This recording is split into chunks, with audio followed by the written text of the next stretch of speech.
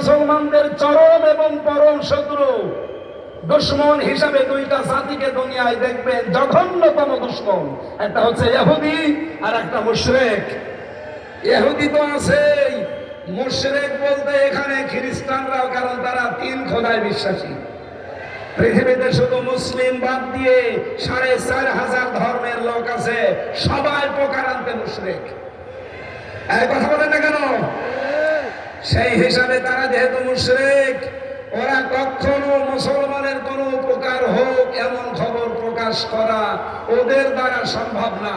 কিন্তু সত্যটা প্রকাশ করে দিয়েছে। আমেরিকার গোয়েন্দা সংস্থা জানিয়েছে বাংলাদেশে তৃতীয় একটা ইসলামপন্থী শক্তির উত্থান হতে যাচ্ছে।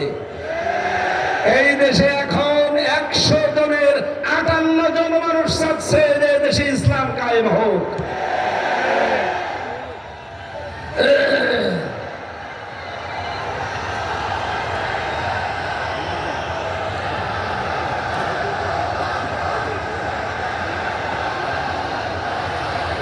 আলহামদুলিল্লাহ। সেই হিসাবে আমি বিশ্বাস করি সূরা নসরের এই 2 নম্বর আয়াত 100 ভাগ।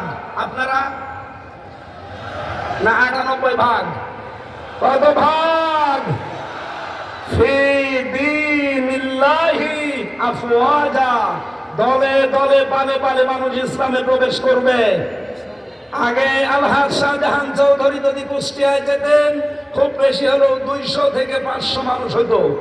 এখন শাহজাহান চৌধুরী কুষ্টিয়ায় যাক, আমিরে জামাত ডাক্তার শফিকুর রহমান কুষ্টিয়ায় যাক, চরমনায়ের পীর সৈয়দ রেজাউল করিম সাহেব যাক, 200-500 না, 2 থেকে 5 লাখ মানুষ কমপক্ষে হবে, কোনো ব্যাপারই না। এটা আফওয়াজার ভেতরে পড়ে না। মাত্র 5 মাসের ব্যবধানে যদি অবস্থা আল্লাহ তৈরি করে দেয়, আর 5 মাস যেতে দেন। এই জন্য সৈয়দ মুফতি রেজাউল করিম হাফিজাহুল্লাহ 3 দিন আগে উনি সাংবাদিকদেরকে জানিয়েছেন যে নির্বাচন 1 থেকে 1.5 বছর পর হোক, অসুবিধা নেই। পেছন দিক থেকে দেখলাম একজন জামা টেনে ধরছে। তার মানে সে বুঝে ফেলেছে যে না, হবে না। হুজুর সব এক হয়ে গেছে। দেশের দাড়িওয়ালা টুপিওয়ালা, নামের আগে যাদের মোহাম্মদ, নামের শেষে হুসাইন, এদেরকে আর থামানো যাচ্ছে না।